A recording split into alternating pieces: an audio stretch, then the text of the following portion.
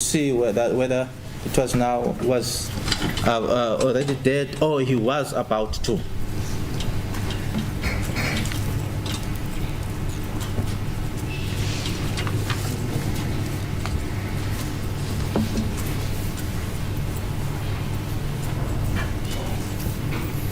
Yes. Base bamthatha bamfaka kwi-stretch. What are, Yes. I think the witness is struggling. Does he want us to adjourn? Yes, it's almost time for the long adjournment. Yeah, okay. Yeah, maybe if we can just finalize this one aspect. You said the doctor came out. Yeah, and then wacela umuntu omdala into engikhumbulayo ukuthi ngathi kwayo makakhethi babiza makakhethi but ngase ngalandela mina ngikhumbula ukuthi ngalandela. Okay, bambe lapho. The doctor came out, asked for an elderly person. I think Kelly's mother went, and I followed. Base basho ukuthi They then said that akasekho. he's no more. Please, can we then take the long adjournment? Come back at 2 p.m. That's the call. Court will adjourn.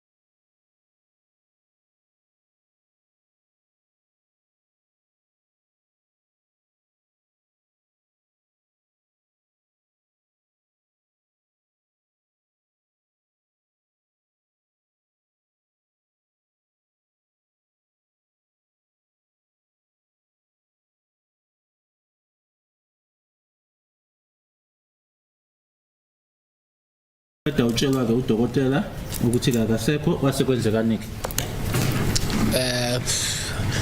Engikhumbulayo ukuthi mina ngangena phakathi ngizothi surgery room la babemperformela khona ukuthi beperform ukumsiza.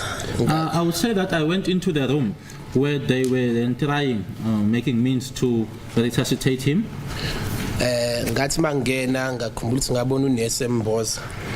As I went in, I remember seeing the nurse covering him Ngishite limhlophe and then mina ngafike ngalivula lelo sheet. with a white sheet, and I opened that sheet. Angazi ngangilo ngimzama nami ngento angazi nami ukuthi ngangenzani, but base bangitshela onesi ukuthi hayi angimiyeke ngoba manje useze washona kanje. I also don't know what it is that I was trying to do, but I was just doing something to such an extent that the nurses even told me to leave him because he's no more. Ngikhumbula ke ngiphuma khona angikhala nje, in fact nje sasikhala sibaningi. Sonke nje sasihamba nabo babekhala nonesi khona umunye unesi ngimkhumbulayo wayengithulisa naye wambona uphathe kabuhlungu ngoba isebona ukuthi uba. I remember going out crying. There were a lot of us crying. The people that I was with or that I came with were crying.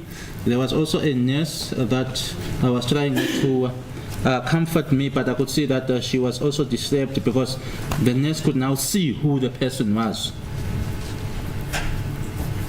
From lapho kwakuselokufika abantu khona lapha esibhedlela. People kept on coming. There were people now arriving at the hospital. I think kwaduma kakhulu ukuthi uSenzo Meyiwa lo sedubulekile washona. I think it was now all over that Senzo Meyiwa had been shot and that he passed away. Engikukhumbulayo engakwenza ngathatha ifoni ngoba ifoni yami yayi off. Ngifuna ukuthi bangichargeise khona esibhedlela. What I remember doing is that I took my phone because my phone was off, and I wanted them to assist me at the hospital in charging the phone. Ngiyakhumbula ukuthi bakwenza ke lokho nesi lapha ku reception area bangichargeisa. From ukungichargeisa ngiyakhumbula ukuthi ngihamba ngayisawuthenga i-airtime egarage.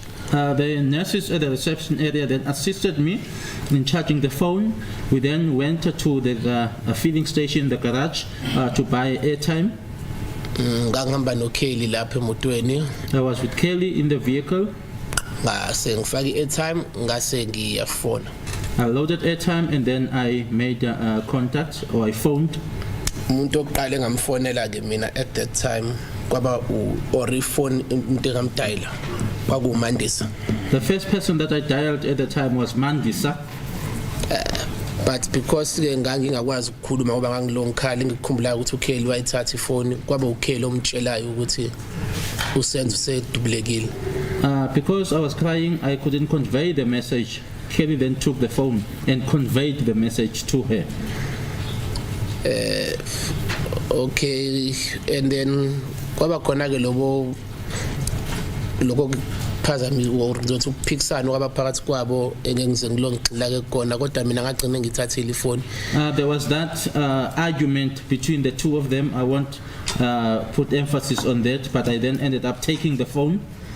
And the phone ngathi ngithatha yayisiphethwe umngani kaMandisa uBlom nami ngimjwayele. uBlom, yeah, uBlom. When I took the phone, the person that was now on the other side was Mandisa's friend, who is known to me as Bloom. That's fine. Okay. The news of the deceased passing on was conveyed to various people. Ukusho nje ukuthi abantu abaningi base betshelwa ke ngokushona kwakhe umufi. Yebo ngoba nami ngaze abatshela ukuthi abeze esibhedlela bonke. Mandisa naba laba ehleli nabo. I told them to come to the hospital, Mandisa, as well as the people that she was with.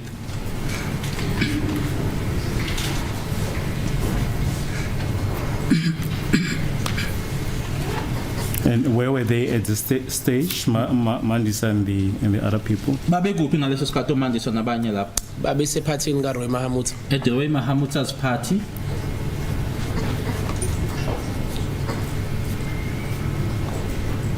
Yes. Okay, bafika ke obafika belandelana nje kakuyibona uMandisa nabangani bakhe nabadlali bebhola nje bonke bePirates They basendaweni eyodwa vele. They were following each other. Mandisa, her friends, Orlando Pirates players. They were just, all of them. They were just at the same place, but they came from the same place.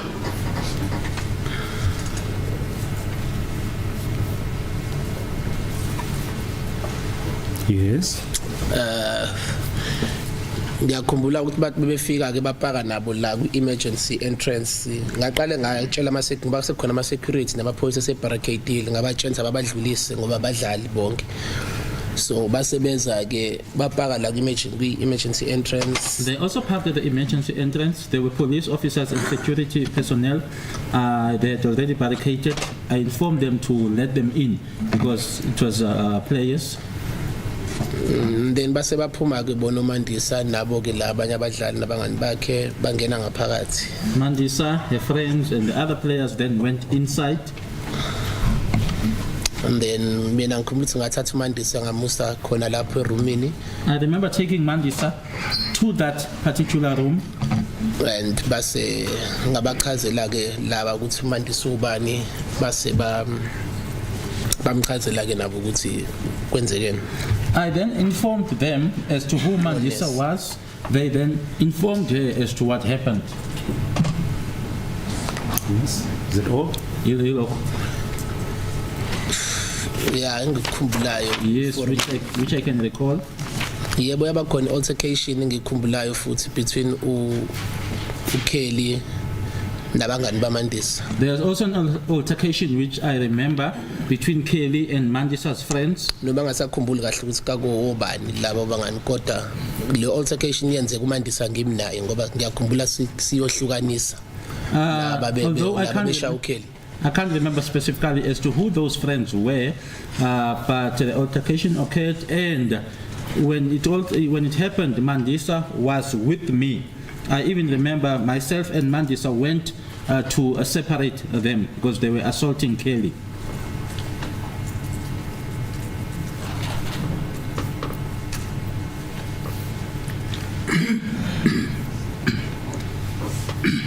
Yes. Yeah.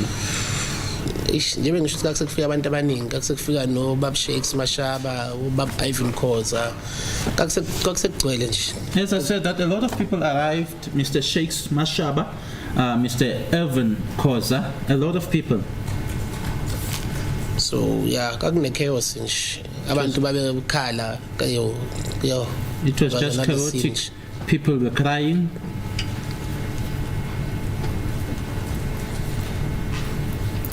Yes. Sahlala ke khona kusukela leso sikhathi uSenzo bemdeclareile dead up until kwaze kwaba in the early hours. We sat there since the time of him being declared dead up until the early hours. Azalandwe imoto yasemoshwari. When he was fetched by a mortuary vehicle. Engikukhumbulayo ukuthi uTumelo ehamba noKelly ngoba ngamtshela ukuthi akangilindi sohamba naye waswathi hayi uzoba right uzohamba noKelly so oKelly noZandi think noma wakhe bonke bahamba basheshe bahamba bona.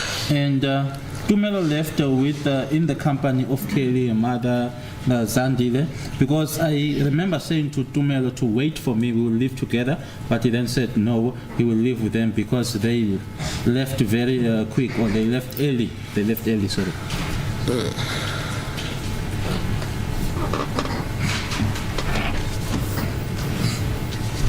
Did you see them leaving?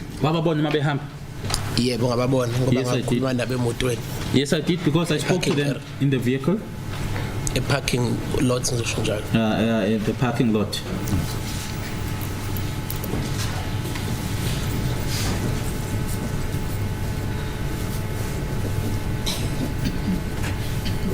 Yes. And yourself? When I What time did you leave the hospital? Wahamba skathini esibhedlela? It was after 1 or 2 after ukuthi angisakhumbuli kahle but it was in the early hours. Maybe after 1 or 2, I can't remember well, but it was in the early hours. Yes. And where did you go to? Okay, mina I left eButilongi with one of my childhood friends aseKatlehong, Prince. I left Busilong with one of my childhood friends from Katlehong, Prince. And then from eButilong ngaya ekhaya eKatlehong. From Busilong, I went home to Katlehong.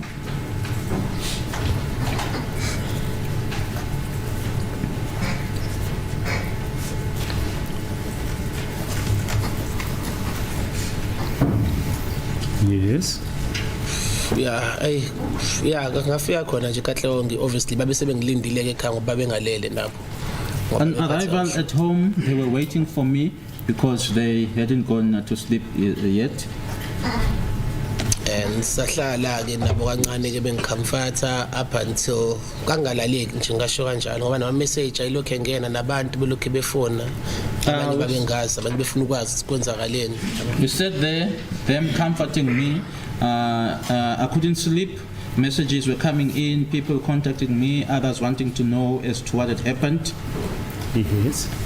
What happened then the following day? Ngelanga elilandelayo ke kwasekwenzekani. Long mention October. People kept on coming at my place, neighbors, the players also arrived there with their wives. I won't mention names. And then engikukhumbulayo ukuthi kwafona usisika Senzo uNhlanhla. What I remember is Senzo's sister Nhlanhla calling. Nhlanhla mayifona bangibuza iID kaSenzo ukuthi kuphi. When she called, she inquired about Senzo's ID as to where it was.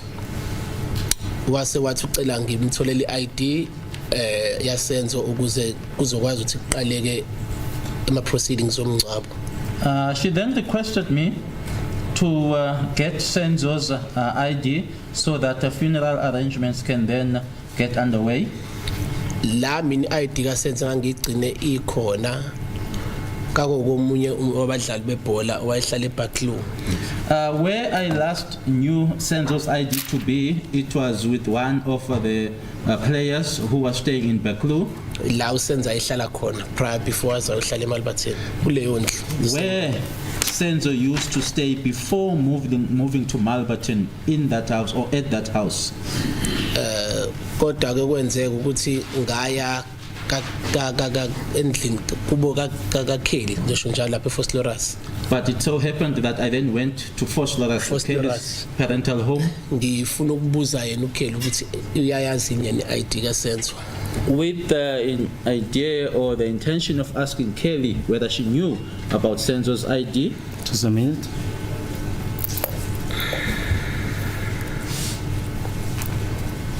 What time did you arrive? Kelly Khumala's parental house. Mangasakhumbula kodwa kwakusemini ngoba nje ngafika kugcwele nje amaphoyisa kodwa kusakhanya nje. Although I can't remember whether it was during the day and it was full police officers, but it was still, the light was still shining. So kwakusemini nje. But it was during the course of the day. Yes. And then mangifika khona umuntu engamfica ngafica uMakaKheli kukhona nabanye ke omalume no aunt angazi ukuthi kakubani, and then ngabuza uKheli kwathiwa ke kuseMalbatheni. Upon arrival, it was Kelly's mother, some relatives, the uncles and aunts. I then inquired about Kelly's whereabouts. I was informed that she was in Malbaton. From lapho and then I decided ukuthi ngihambe ngepolice station. From there, I then decided to go to the police station. La ngafike khona ke ngayichaza ukuthi ngubani nanokuthi kwenzekeni, ngabatshela ukuthi ngiyi-witness yokushona kwaSenzo base bangithathisa statement yethu. I then introduced myself upon arrival at the police station, informed them as to what had happened about Senzo's death. They then took a statement.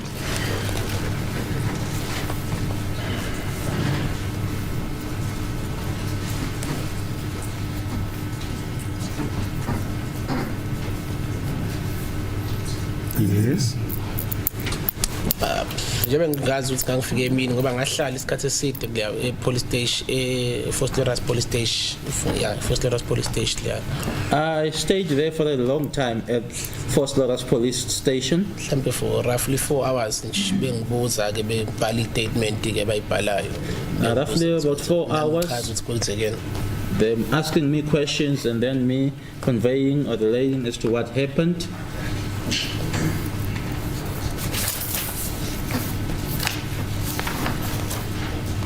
Yes. And then sathi mase siqedile lapho ngiyakhumbula ukuthi one of the people abengihamba nabo ngoba beyejimini babezokuhlangana base wangishiya ngase ngihamba nomunye ubhuti wayomngani kaMandisa nomuntu wakhe umfazi wakhe ibona esaya nabo eMalbathini ke sengiyakakhela. From there, because the person that I went there with was supposed to go to attend a training session, he then left me. I then left that place or the police station together with Mandisa's friend, a gentleman, and Mandisa's friend as well as his wife or his girlfriend. From there, we went to Malbatin.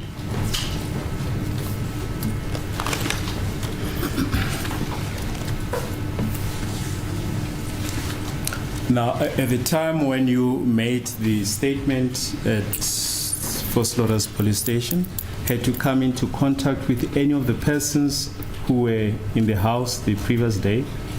Nkathi wenza istatement leso uqeda ukusho ukuthi wasenza Foster's police station, ngabe ukhona yini owawuhlangene naye kulabantu owawukade unabo endlini ngelanga lingaphambili?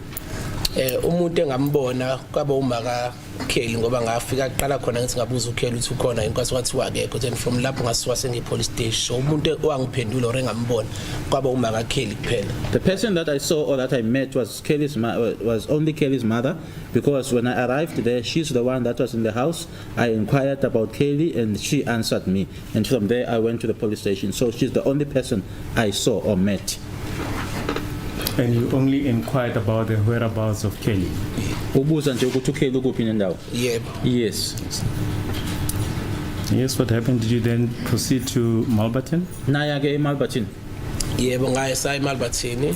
Yes, we went to Malbatin. Masifika eMalbathini nakhona akugcwele nje ngaphandle. Obviously akuzogcwela ama journalists nabantu beindaba, but ngakwazi ukuthi ngingene ke ngaphakathi. Upon arrival at Malbatin, it was just packed there, media people, but I managed to gain access. Yes.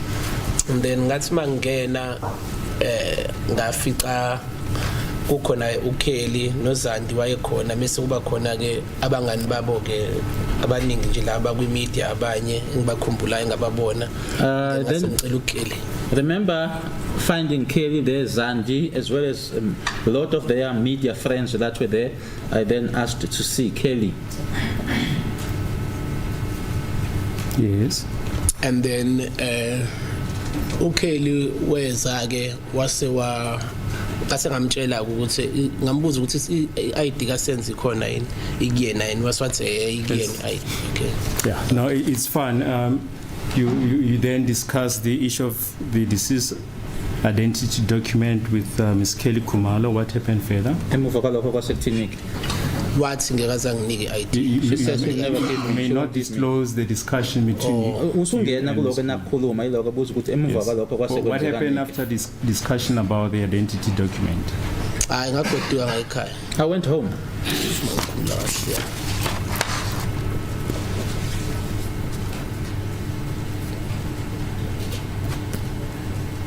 Yes, and what happened subsequently regarding this case? Kwasekwenzeka nike kamuva mayelana necala leli. Ngiyakhumbula ukuthi attenda i-ID parade eyayise Jeep town or Jeep police whatever. But I remember us attending an ID parade which was at JP Town or whatever.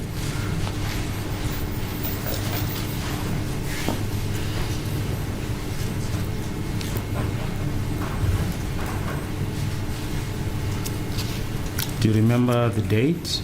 Usakhumbula ilanga noma i-date? Angisakhumbuli but it was during leyo lo. Sakhumbuli kahle. I think it was during that week. I can't remember well, but it was. I think it was during the week.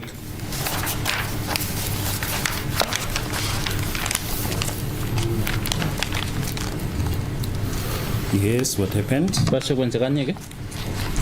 Kuleyo ID parade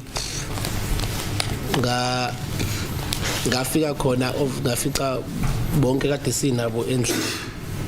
On my arrival there, all the people that I was with in the house, I found them there. With whom did you go to GP police When station? uya khona wahamba nobani? I think ngalandwa amaphoyisa if I stand corrected angisakhumbuli kahle. I think I was fetched by the police. I can't remember well.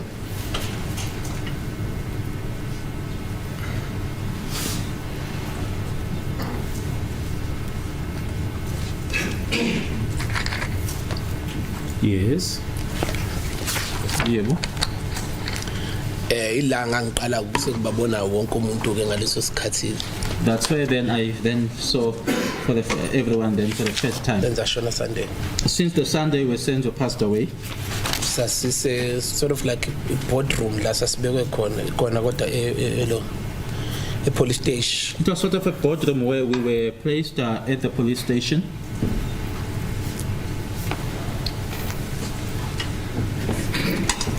Yes. And la satshela khona ukuthi siba khona ID parade ke for which yenzeka leyo ID parade sasibizwa nga1 umuntu aye la yakhona ke bese iswa kwenye indawo. That's where we were informed that an ID parade was going to be held.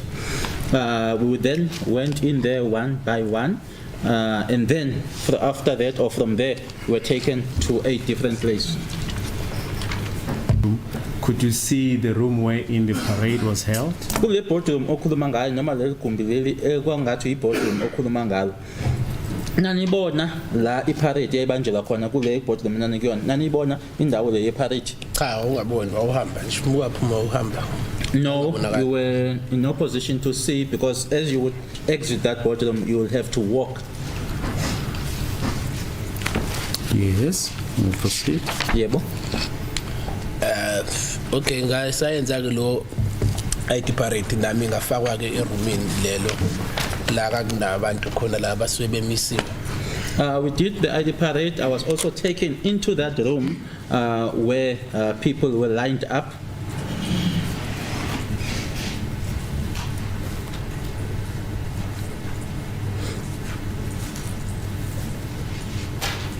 Yes. Yeah, angikhombanga umuntu ongakusho and then I think ngagudukiswa. I didn't point out anyone, that's what I can say, and I was taken home.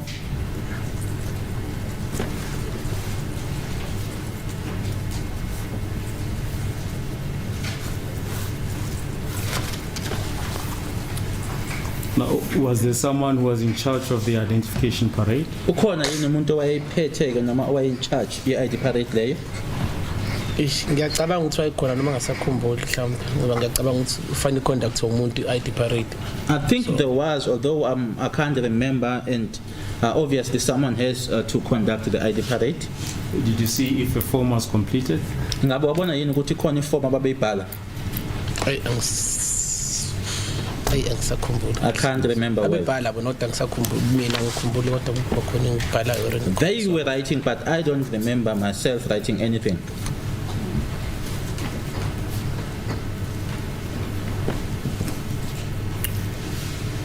Yeah. Lapho ukhomba noma ungakhombi wabuyela khona Simi uthi anoma ngasuka ngabisele boardroom but ngathi asibuyisela ngeboardroom ngoba ubuka musu uyahamba ngoba ngakhona sesime ngaphandle ngase ngathi uveranda la qhama khona imoto lezi zisilandayo namaphoyisa la ingenela khona. I don't remember number I went back to the bedroom or to the boardroom, but I don't think that so, I no. that big Sweden. But I don't think I went back there because I remember us standing outside in some place that looked like a veranda, and also the car where the cars appeared, the cars that were fetching us. It is a mapoisa, the police cars. And did you have, after attending the parade, did you have any contact with people who still had to attend the parade? Wena kangithi uhambile wayongena lapha yana awakhomba umuntu wasuyaqedala emuva kokuthi uphume lapha yana ingabe kuye kwakhona yini ukuxhumana phakathi kwakho nalabo ekusafanele bayongena lapha ku parade? No.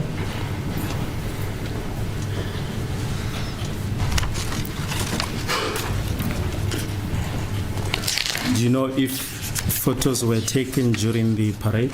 Ngabe uyazi yini ukuthi kunezithombe ezathwetshulwa ngenkathi iparade isenzeka? Hayi angikhumbula. I can't remember. No.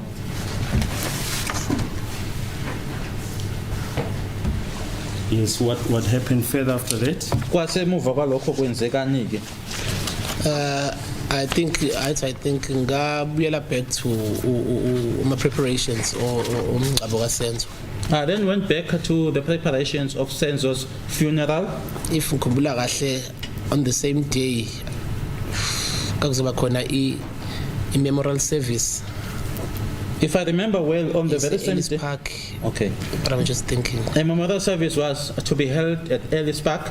Ellis Park or something, or John's, but there was a memorial service. The witness is not sure about the venue, Ellis Park or something, but a memorial service was going to be held. Yes. Then, were there any further developments regarding this case? Ngabe khona yini okunye okwenzeka mayelana necala leli? Ayefika phela amaphoyisa ke mhlawumbe asifika azongibhalisa statement ngisethekwini noma ekhaya. The police would arrive, whether it's to come and take the statements whilst I was back home in Durban. Okunye, I think ngenza what do you call this? ID kits or facial something. The other thing I did, I don't know what you call it, facial something or ID kit. Do you remember when that took place? Ngabe uyakhumbula yini ukuthi kwenzeka nini lokho? Angisakhumbuli kahle, but I think kwenzeka just towards the end of unyaka 2014. Ngawo 2014, but I stand corrected. Ngikhumbula ukuthi yenzeka ngaseSoweto. I can't remember well, somewhere ngalapho. but I think it was towards the end of the year 2014, but it happened in Soweto. Yes. What happened during this occasion? Yini kahle kahle yenzeka khona lapho? I was asked to describe suspect number 1.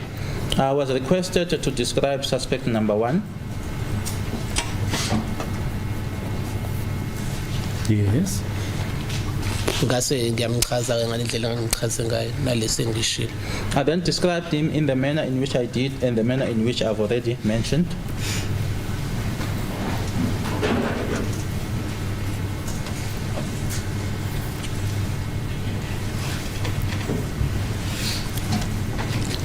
Yes. You proceed. Ngangenza omunye umama womlungu. It was conducted by a white lady.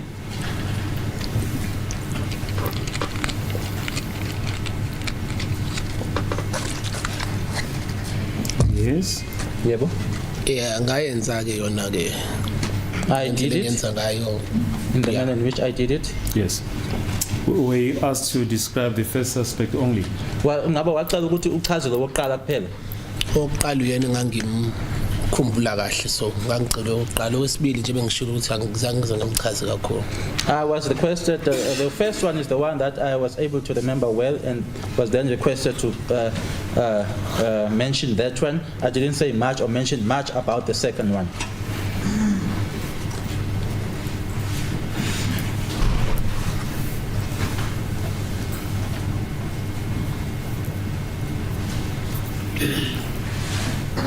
Do you know if an identification kit of the second suspect was compiled based on a description?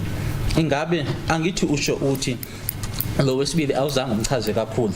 Ingabe ungamchazanga kakhulu unjalo. Ingabe uyazi yini ukuthi kune ID kit yakhe yase ihlanganiswa nje ngalokho wena obatshele kona noma ungabatshela ungamchazanga kakhulu? Hayi angisakhumbuli ngayo. No, I can't remember. Yes. What happened further? kwasekwenzekani ke kamuva? Ngangilandwe eThekwini for leyo nto then ngabuyiselwa ke eThekwini. I was first in Durban for that, so I was then taken back to Durban.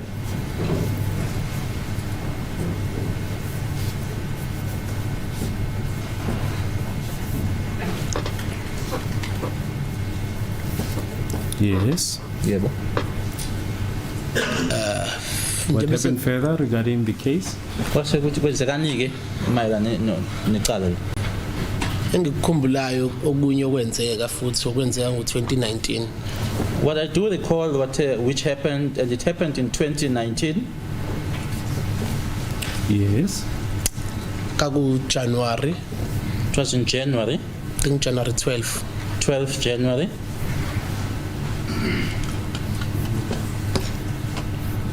Yes. Ngangisekhaya eMlazi, ngangiprepare futhi ukuya kwi-rally. Khona i-rally engangizoya kuyona.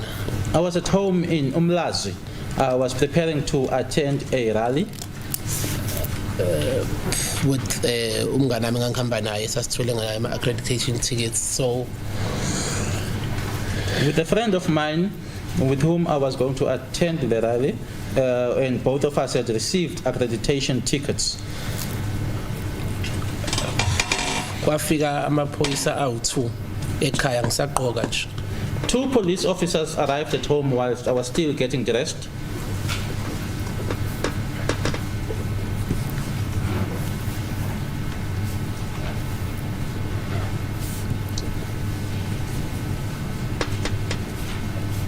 Yes. Yeah. Elesilisa elesifazane. A male and a female. Ngathi mangibuka ngisabuka ngingakabavuleli ngalinothisa leli lesifazane ngoba ngiyalazi ngesikhathi kusaqala icase. When I looked at them just before I could open for them, I then looked at the female police officer and recognized the female police officer because I had seen her before at the beginning stages of the case. You recognize her as who? Nanjengobani? As Ma'am Joyce Buthelezi, Miss captain Joyce. or whatever she is. I don't Joyce know, but Buthelezi, Joyce captain Buthelezi. or whatever she is, but Joyce Buthelezi.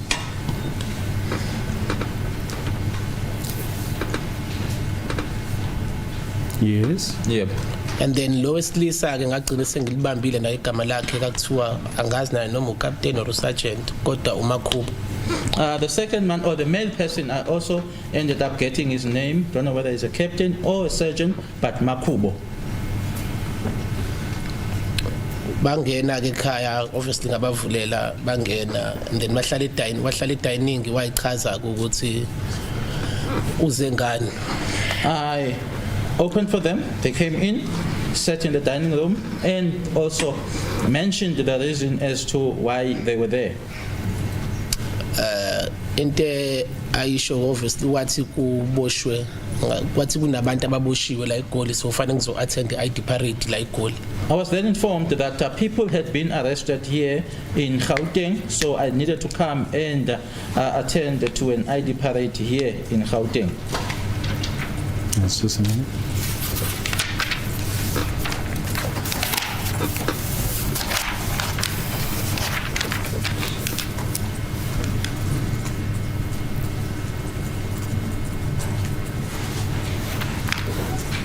Yes. For which ke mina akuhlala kahle kumina lokho ngoba normally into yababeyenza amaphoyisa bezongilanda babeqale bangifonele babengavele nje bafike babengakaze bafike ekhaya bebeqala ukuvele bafike njalo nje bafika yena bebeqale bangifonele bangibrief bangitshela ukuthi bazoza. It didn't sit well with me because it had never happened where the police would just arrive at my home. They would first call me, brief me, informing me that they would be coming. So it was for the very first time that they just came without letting me know. Wes ukufika kwakhe uthi bazongilanda. And worst of all, telling me that they came to fetch me.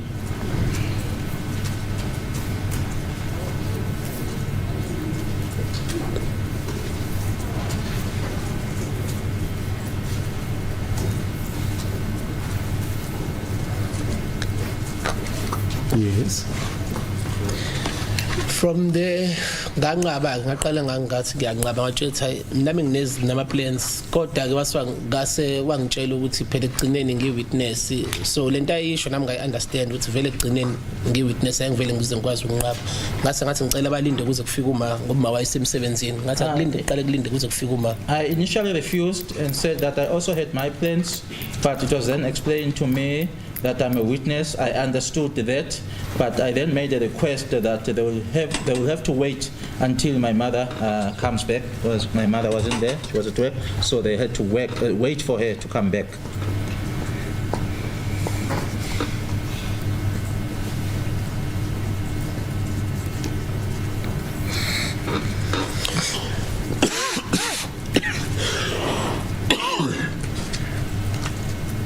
Yes.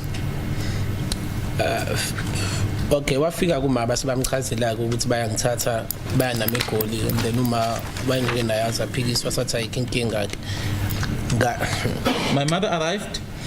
They informed her that they were taking me with them to Johannesburg. My mother then said, "It's okay." Sahamba ke seza we drove from eThekwini eMlazi to here in Joburg and engakunotice ukuthi sadlula eJoburg sadlula ngoba ngifamiliar ngeGauteng. We then drove from Umlazi to Johannesburg, but what I noticed is that we drove past Johannesburg because I am familiar with Gauteng. And then sasesizangala ePretoria. We then came towards Pretoria. Nakhona ngabona ukuthi sePretoria because kuneyindawo esadlula kuzona engizaziyo. I also noticed that it was Pretoria because we passed some places that I'm familiar with.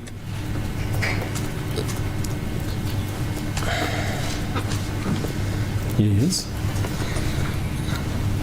Emotweni ngakusayimina nayo Makhubo noButhelezi. In the vehicle it was myself, Makhubo and Buthelezi.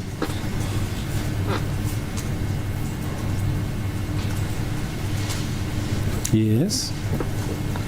And then safika ema-ofisini thizeni.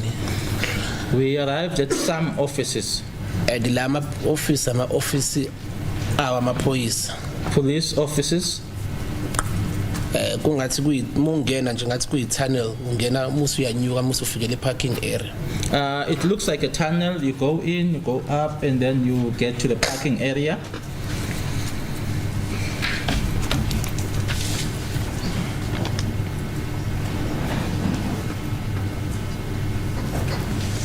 Yes.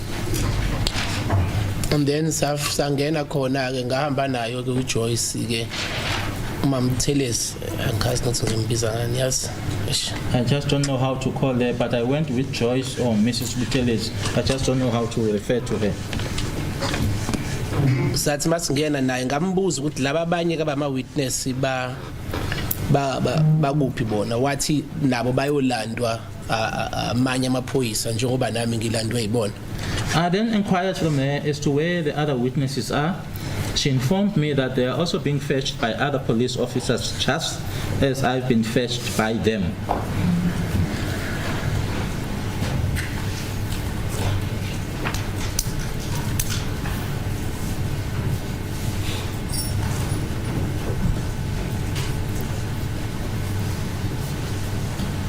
Yes. And then sadlula yaseshwa la sadlula khona sangena liftini and then we angisazi singene nathi menya ama stepis sangena yangasanya ama stepis ngoba ngiyakhumbula khona la kune toilet khona engacela ukuchama kulona. We went past where they are searching as you go in.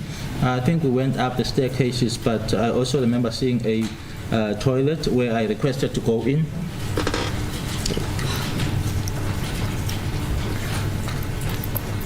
Yes. Up until safika kwi-room kafika livula yena lelo room sangena phakathi eroomini base wathi ngahlala ke lapho kulelo room.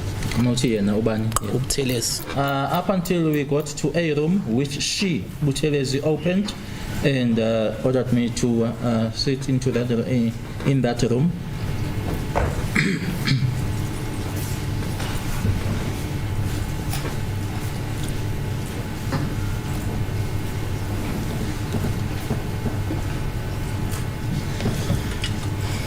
Yes. And kulelo office into enganginotice engenza ukuthi ngize ngisho kulela office kakuyelakhe uButhelezi because lalinezithombe zakhe on the wall. Which then what I noticed, which made me to realize that it was her office. There were pictures of her on the wall. Yes. And then I think ngafika khona kaku around about 10:10 ebusuku. I think I arrived there before 10:10 in the evening.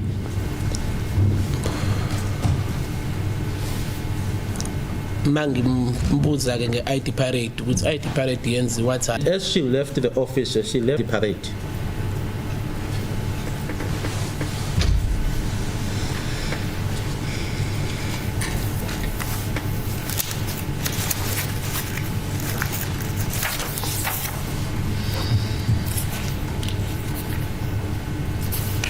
Yes. From there ngathi ngisahleli ukuthi ngangisefonini ngoba ngangitshela ekhaya ukuthi sengifikile, ngangitshela futhi noMandisa if not first correct ngakhumbula kahle ngoba khona into engangiphathele unana, so ngangitshela naye ukuthi sengifikile kodwa ngisase Pretoria. From there, I remember I was busy on my phone. I was informing them back home that I had arrived. Also informing Mandisa that I had arrived because there's something that I had brought for Nana. He's now Mandisa's child. So I was busy on my phone. And then kwase kungena amadoda awu2. And 2 male persons entered. Just a minute.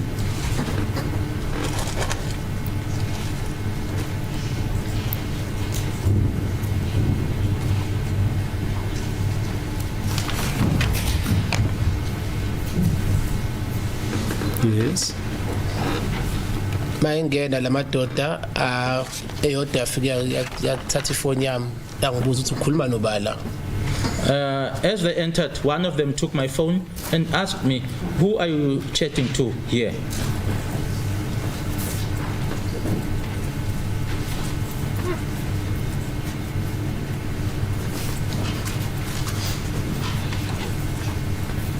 Yes. And then ngathi ngisayiqala ukuthi awubani manje laba, omunye abengibuza ukuthi ubulala uMeyiwa. Whilst I was still wondering to myself as to who are these people, and then the other one just said, "Yeah, who killed Meyiwa?"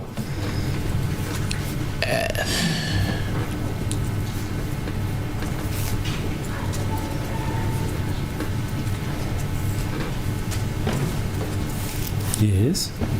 And then ngathi ngisathi ngizama ukukhuluma abe ngishaya ke. As I tried to talk, they assaulted me. Angishaya to a point ukuthi ayethi imina ngimbulaleleni uSenzo. Assaulting me up to a point where they were alleging that it was me. Why did I kill Senzo? Just a minute. Yes. And then from lapho How did they assault you? Bekshaya kanjani? babe ngikhahlela bengishaya ngeimpama emhlani baqale basebenzisa izandla nje Kicking me with open hands, slapping me with open hands on my back. They first started by using their hands.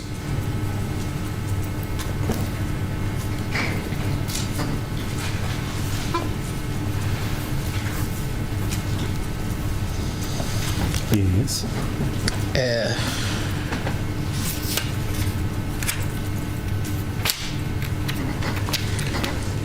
Wase basuka lapho ngangilongixolisa ke nami ngazi ukuthi sengixolisana phela manje and From there, bathi wena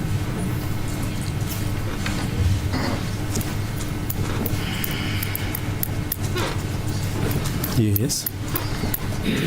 and then from lapho oyedwa waphuma from there, one of them left or went out. and wathi mayebuya mina ngitshe mhlawumbe kubuya ubuthelezi ngoba phela uyena umuntu ongishiyela eroomini mase kungena amadoda esengishaya angishayelani. When he came back, I was under the impression that it was Buteles who was coming back because she's the one who left me in the office. But now, men came in and they were assaulting me for what? And then nganti lo buyayo uphethe beyothatha isikhwama shoot wabuye sephethe isikhwama ubhaka. When this one returned, it so happened that he had gone to take a backpack.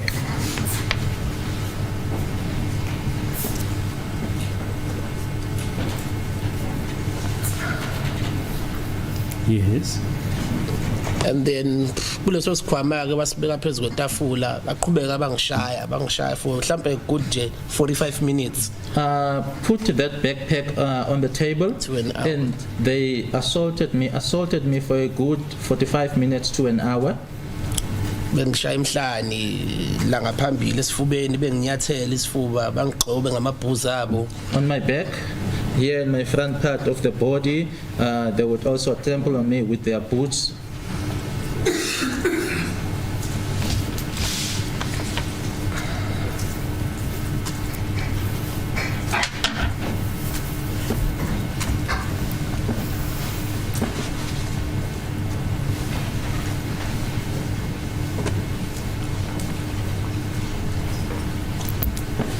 Yes, you proceed. From there lo munye waswavula isikhwama ke. From there, the other one opened the backpack, Mayivula isikhwama wakhipha intambo. and from the backpack, I took out a rope.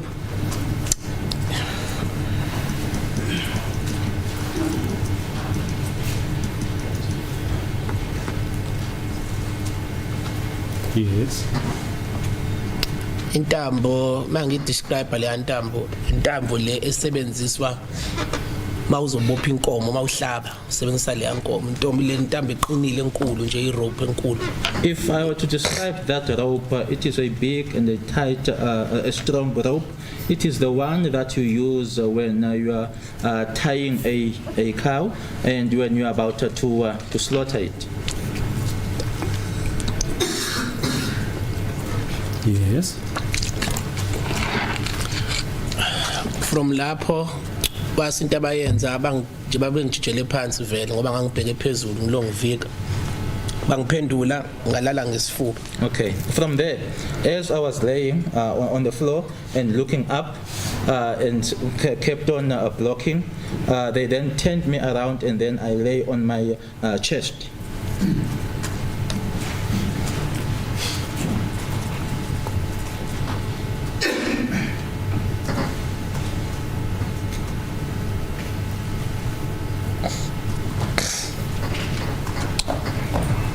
Yes. Sebengilalise kanjalo base bangifasa izandla shothi bayifasa la ngemuva izandla zami ekufaseni izandla bangifasa nenyawo. They then tied my hands, but my hands were tied at the back. And in tying my hands at the back, my feet were also tied.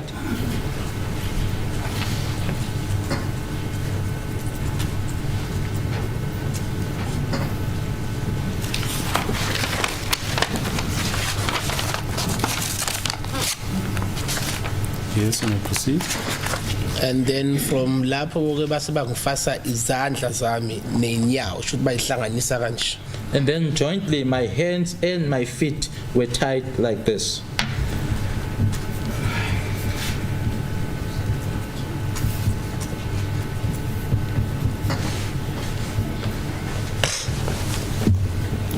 Yes. Base bakhipha umata into ewumata esikhwameni futhi lo mata base bawubeka la ngaphansi kwe private part yami. Okay. They then took out a mat or something like a mat or a mat from the backpack. And that mat was placed just underneath my private part.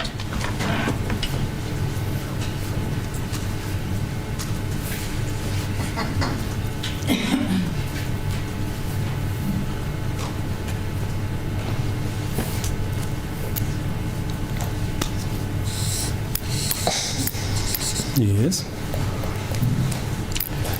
And then from lo methi baphinde futhi wase wathatha bakhipha futhi esikhwameni should lapho ke esikhwameni bakhipha into engathi i-tube. Something was again taken out of the bag, something like a tube.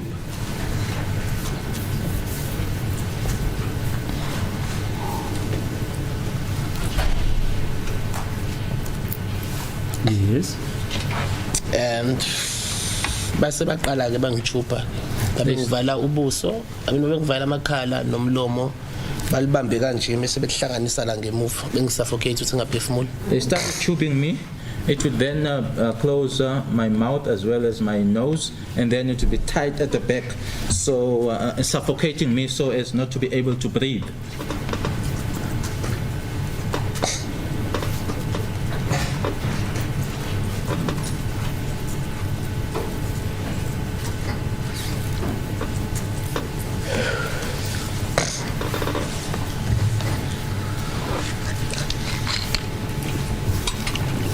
Yes. Lonto kwenzeka mhlambe from 11:30 ilanga laze laphumela kumina.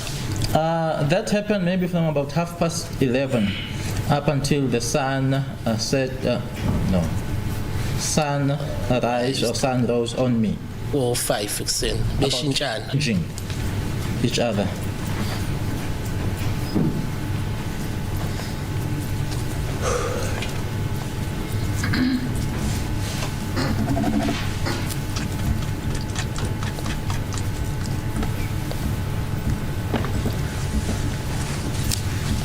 Yes, may I proceed?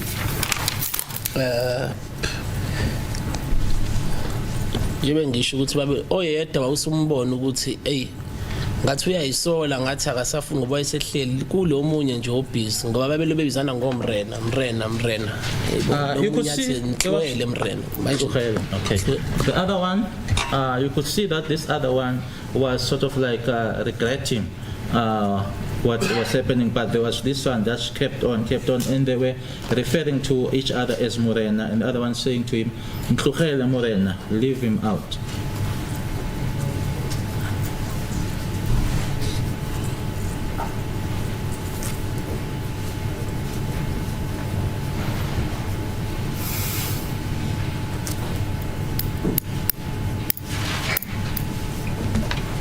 Yes.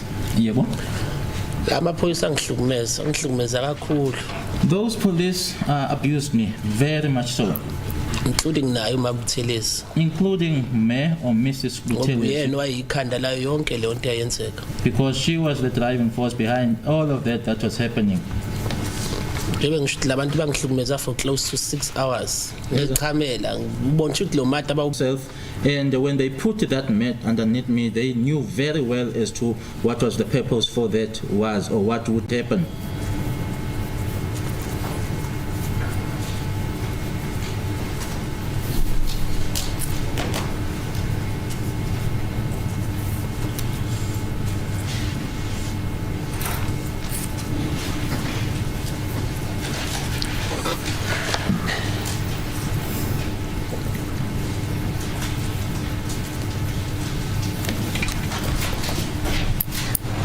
Yes. Yebo. Kwakuphatha kabuhlungu kakhulu ukuthi labantu ekumele ngabe ibona abangivikelayo nabantu abazivikelayo kodwa ibona abantu abangihlukumeza kanje. What hurt me the most was that the people that were supposed to protect me or protect us were the very same people that were abusing me in such a manner.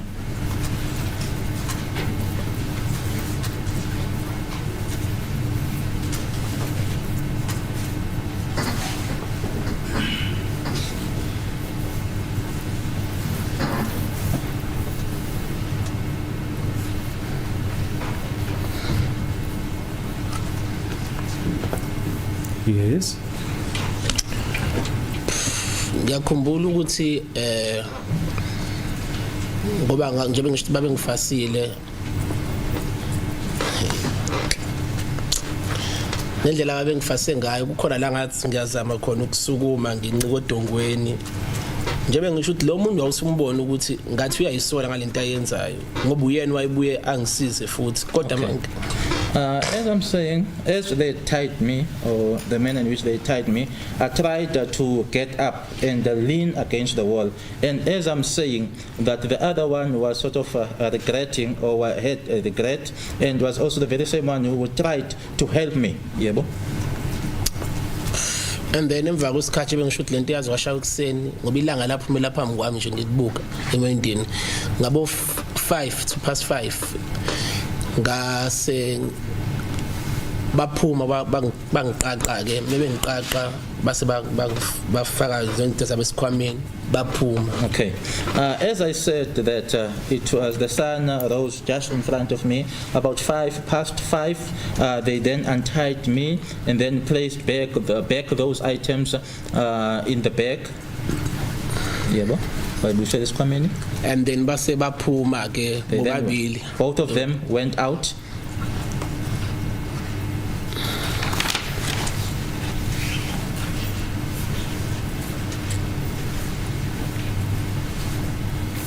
Yes. And then ekuphumeni kwabo akuphelanga ngisho u2 minutes ephumile wabe ngena wabe ngena ubuthelezi. It was not even 2 minutes after they left or went out, and then this Buthelezi came in.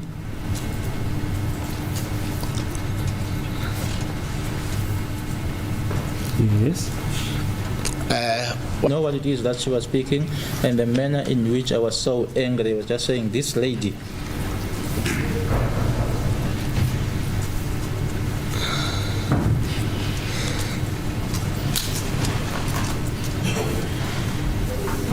Yes. I think into engenza ukuthi ngikuthule kakhulu ngoba ngisengifuna ukuphuma nje kulaphayana angifuna ukuphuma kulama office ngangifuna ukuphuma ngifuna ukuba endaweni right safe ngibona abantu engibaziyo ngoba ngakusengisaba ukuthi bese kwenzeke kanje befuna ngivuma icala engingalazi should labantu mekusuka la bayongibulala. The reason why I kept quiet or was quiet is just because I just wanted to be out of that place, get to a safe place with people that I know where I would feel safe, because to me it was a matter of if these people now had assaulted me like this, wanting me to admit to a crime that I don't know, that I know nothing about. So it means they are even capable of killing me.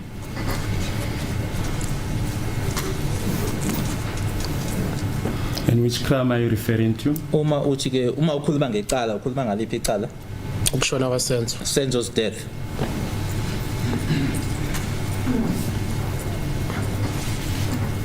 Yes. Yebo. And then from there sahamba ke ngahamba nayo behleli khona. I then went out together with Buthelezi and Makubo, which means that they were seated somewhere.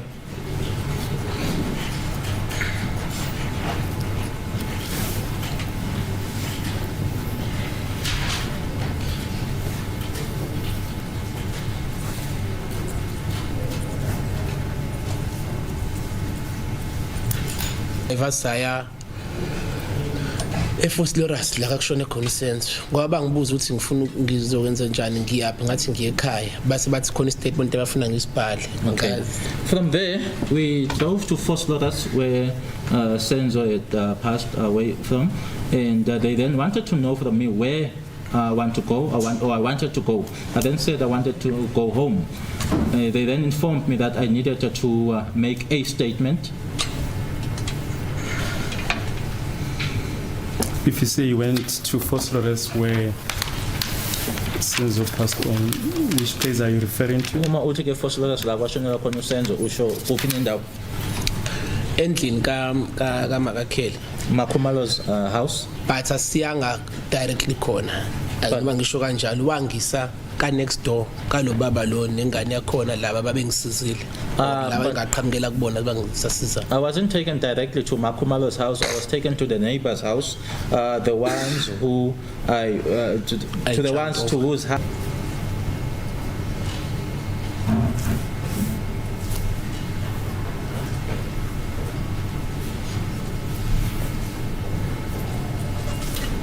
Yes.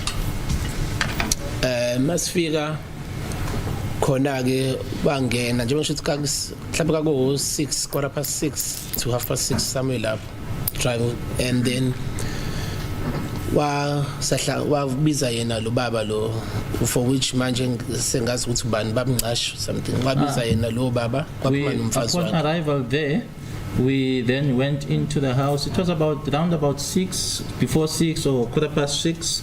I then called this gentleman who I now know as Mr. Ngache. He came out with his wife.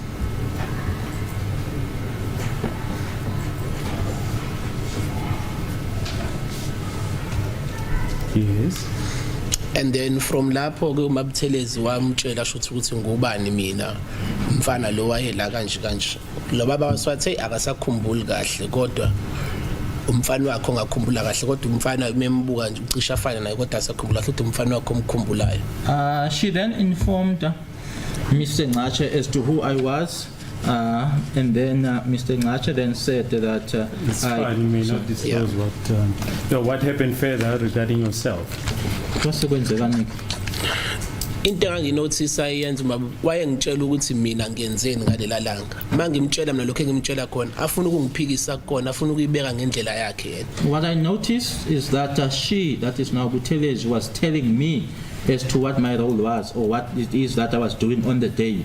If I would be telling her what happened, she would then dispute whatever it is I'm telling her and put it in her own way.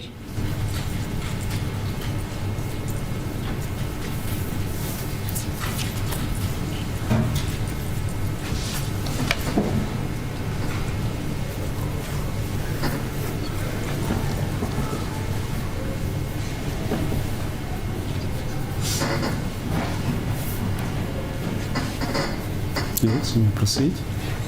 Njengoba ngisho ukuthi sasicina size siphikisane naye ngoba naye babagcina zathi hayi kwenzeka ukuthi ngithi mangimtshela yena afuna ukubeka ngendlela yakhe apha singabona Just arguing now, I say this, she may put it in her own way. I just felt that I wanted to go home and requested her to take me home.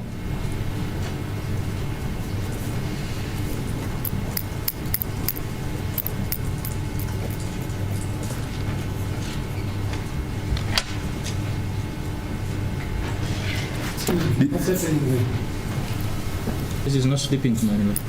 Okay. Now, did they explain to you as to why they were taking you in particular to the Ngashes?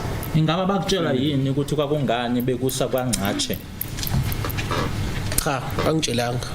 No, he Ngabona didn't. ngoba sidlula ku-off ramp yaseKatlehong ngisangena ngiyase Spruit View Foxkeras ukuthi shoot lo mama ungisa lapha. Ngangithulele mina emotweni ngemuva ngangafuni ukukhuluma. She didn't tell me. I just saw us passing the Katlehong F ramp and then taking the Spruit View off ramp. I just kept quiet.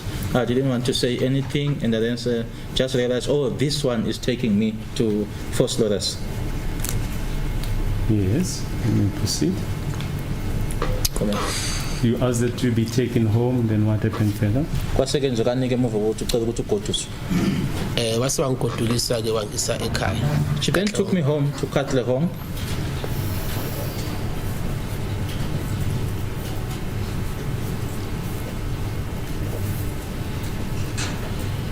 Yes.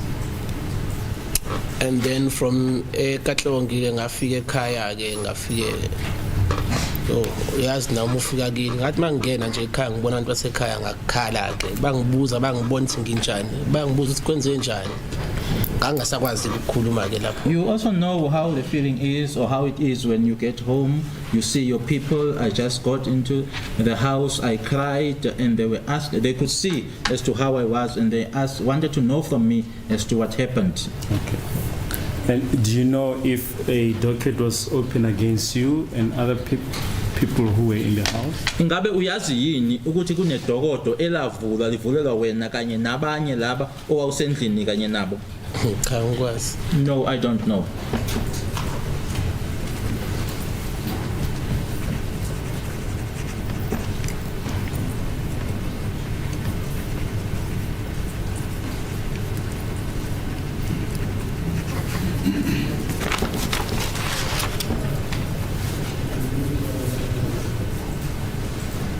Yes, what happened further? I think Regarding we the case? ya yena engikukhumbulayo ukuthi wafika wangishiya uButhelezi wase wangitshela ukuthi uzobuya wathi ufuna ngibhale statement sokuthi ngangingekho endlini ke this time sengisekhaya manje ukuthi ngibhale so statement sokuthi ngangingekho eForslorus. We then have now to depose of a statement indicating that I wasn't in the house, that is now in Forslorus, at the time of Senzo's shooting. Yeah.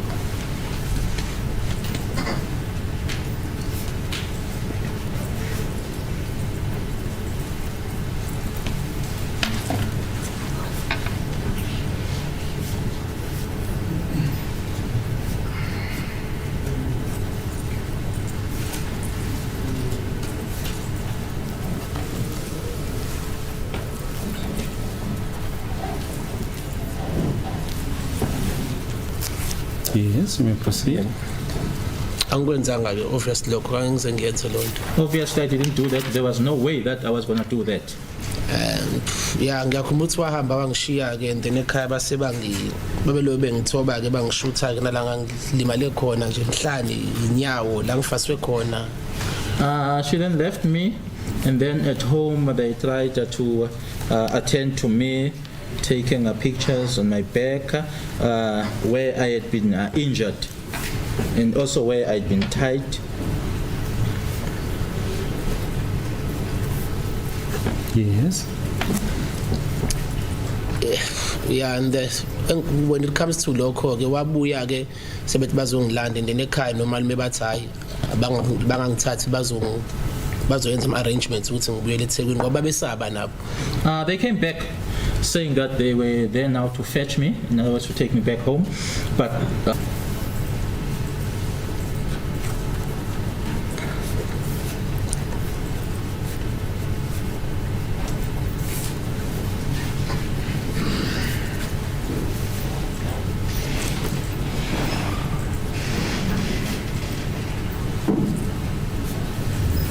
Yes. And wanqaba ke yena wakunqaba yena nje uThelezo babefonela yena ngoba bemtshela futhi ukuthi ingane ilimazwe yini njengoba ingane isinje ilimele nje ilimazwe yini angimazi nokuthi wayethini yena kodwa wanqaba wathi kufanele kube uyibona as amaphoyisa abangibuyisela emuva eThekwini. So ekhaya nababengafuni nabantu engizwana nababengafuni ngoba manje babesaba ukuthi what if lo muntu uzothi usendleleni eThekwini bathi bakudubule noma benzeni bese bethi wena ubuzama ukubabulala. So kwenzakala ekhaya refused or said that they as the police had to take me back home to Durban. So even at home, people that I were close with, they were refusing and saying no. What if these people, as they claim to, they will be taking you back home, along the way something happens to you, they shoot you?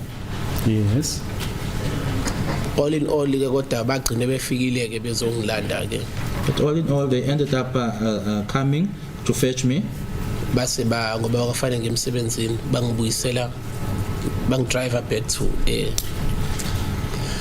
eThekwini Because I had to Since your arrival in Gauteng.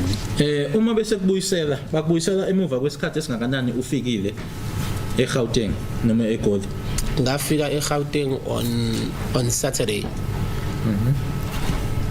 Ngagoduka on Tuesday. I arrived on Saturday. I landed back on Tuesday. I think I had 2 days. I think I was. Yes. What happened further regarding the case? Kupho kunye kwenzeka ke mayelana necala. Okunye khona la ngakhona kwi ID parade futhi eseMaritzburg. I attended an ID parade which was in Maritzburg or Peter Maritzburg.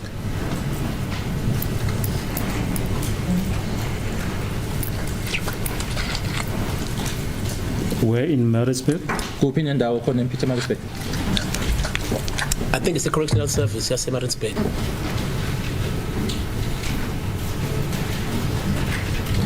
Do you remember the date? Idate usayikhumbula?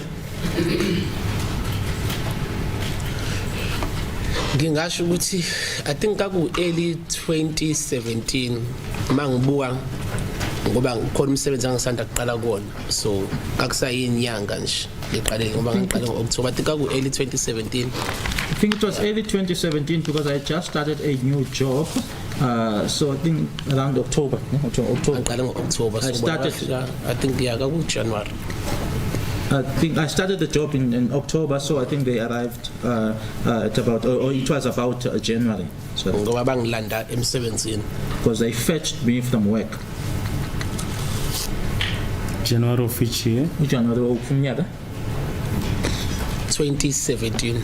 2017. Yes, you may proceed.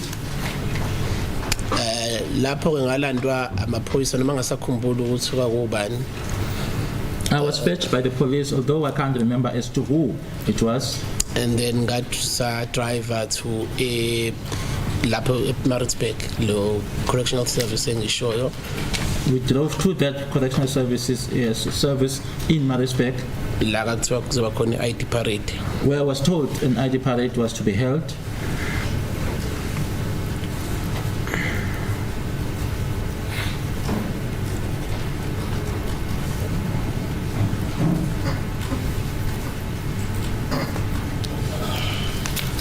Yes.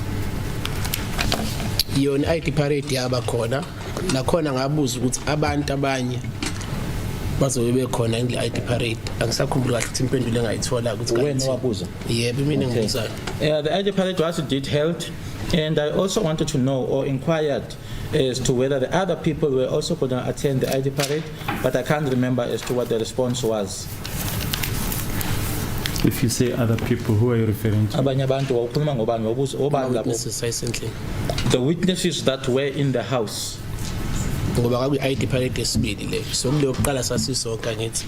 So ngakulesibili I assumed ukuthi sobe sisonke futhi. Because that was the ID parade. Sorry, the second ID parade. We were together in the, in the first one, so I assumed that this was going to be the case as well with this one.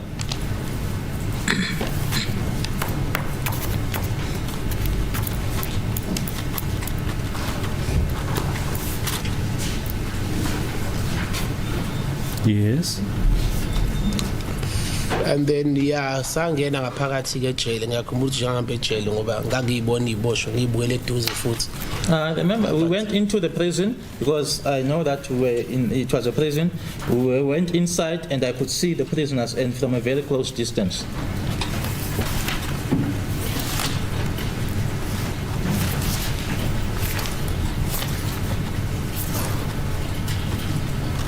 Yes.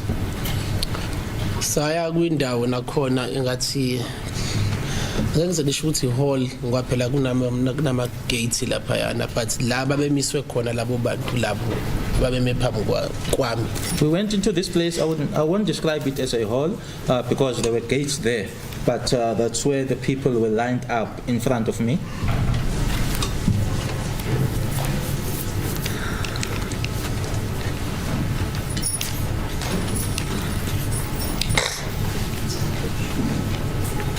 Yes. Ngiyakhumbula ukuthi kakhona umlungu nje wayelokhu la eceleni kwami uyena wayethi angibabuke kahle labo bantu. I remember there was a white person that was next to me. That white person is the one that was telling me to look at the people.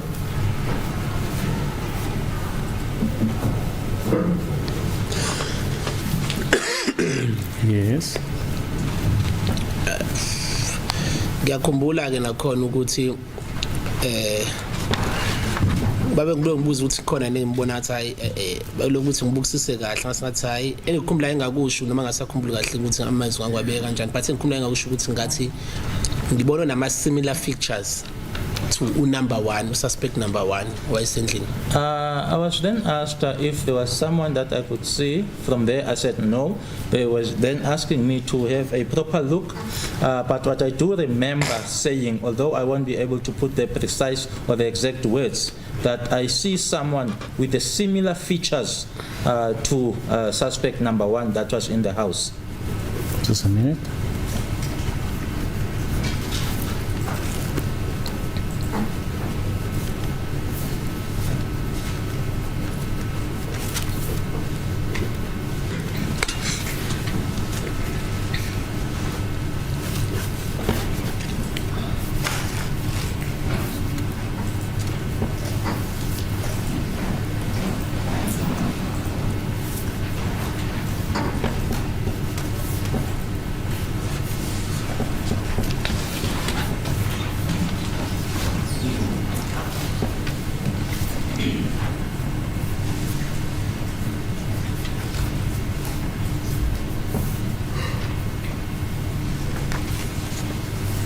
Yes, may proceed.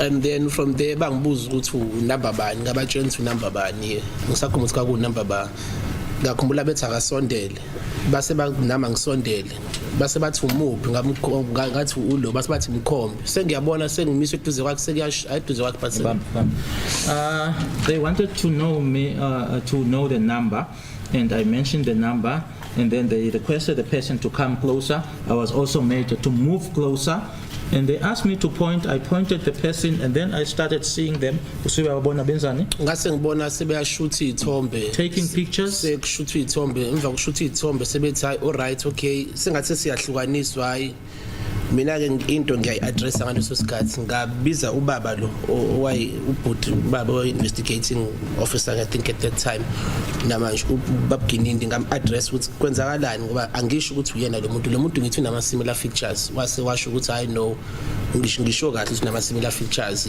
wasathi okay ayikho inkinga uzwe We were then separated, but I then, as someone who addresses something at that moment, I then addressed it with the investigating officer at the time, who still is Brigadier Kininda, and told him that I said the person has got similar features. And he then said, no, you said well that he's got similar features, yes. wasiwasho ngamtshela ukuthi angisho ukuthi uyena wasathi hayi no ayikho inkinga uyangizwa uyangi-understanda uzoyisolva loo nto ngathi mina yini efana isolve wasathi hayi angingawari I then, that was our last then said discussion. that he understands me. I said that he's got similar features, not that it's him. He then said he understands me, it will be sorted out. I wanted to know what is it that is going to be sorted out.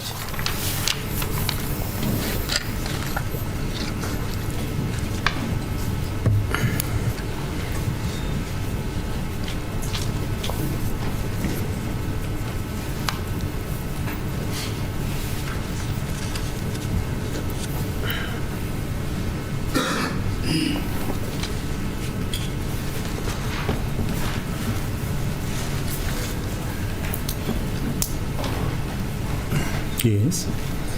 And yeah, I think yona lo process was just a bit uncomfortable, but ngoba ngangi-addressile ke ngathi ayikho inkinga ke then base bangi-driver back ke bangibuyisela emsebenzini. It was just a process that was then uncomfortable, but because I had addressed it, they then took me back to my workplace. Did you see if the form was completed during the parade? Ngabe wabona yini ukuthi khona iform ababeyibhala kuleyo parade leyo?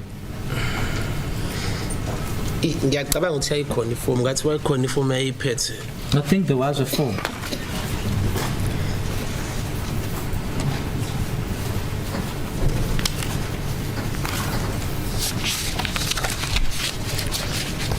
You mentioned that pictures were taken during the parade. Just want to show you Exhibit T in brackets 2.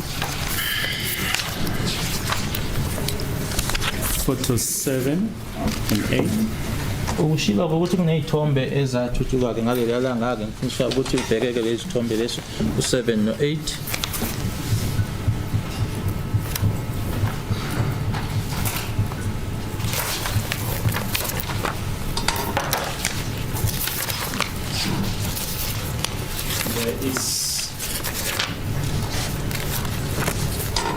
Or who is the person on photo 7 and 8? Ubani lo okulesithombe u7 no8? Ogqoke isikipha somhlophe namateka amhlophe mina. The one wearing a white t-shirt and white khakis and a jean, it's me. And on photo 9? 9. Yes. Yes. What was happening there? Mina lo okwesikhipha simhlophe and then ulomlungu engimishoyo ke lo la ngemuva semva kwami, and then lo osondelile la ulo engangithe mina unama similar features. It's me with the white t-shirt, the white gentleman behind me, and then the person that is closer is the person that I pointed and then said had similar features. Similar features as? Nama similar features nanjengo? Suspect number 1. Suspect number 1.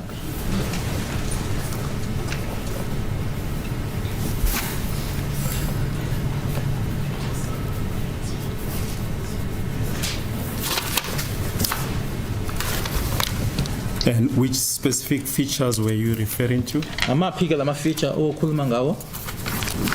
The cheeks. The cheeks, iqhomo, Yes. Yeah, complexion nje. kancane. ibala, a Eyes. little bit, the eyes, That's about it. ilokho nje.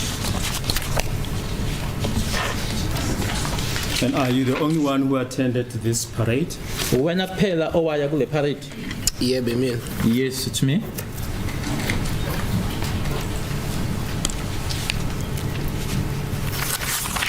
Or maybe let's put it to this way: were you the only one who was taken to? Did you travel alone when you were taken to the parade? Uma ngabe usiwa ke kule parade wawuhamba wedwa? ngawuthi ngahamba ngedwa as in the witness noma usho Yes, when you say alone, are you referring Yes, the person. alone in a vehicle or alone as a witness? Yes, alone as the person who was going to participate in the parade. Wedwa nanjengomuntu owayezothatha ingxenye kwi-parade? yebo. Yes.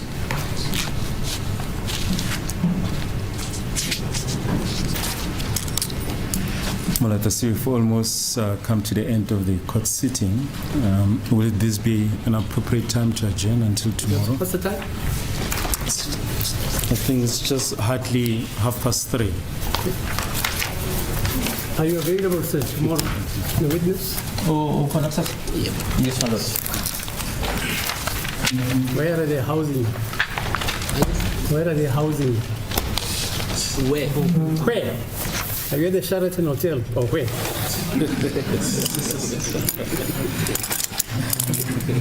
Okay, we adjourn until tomorrow.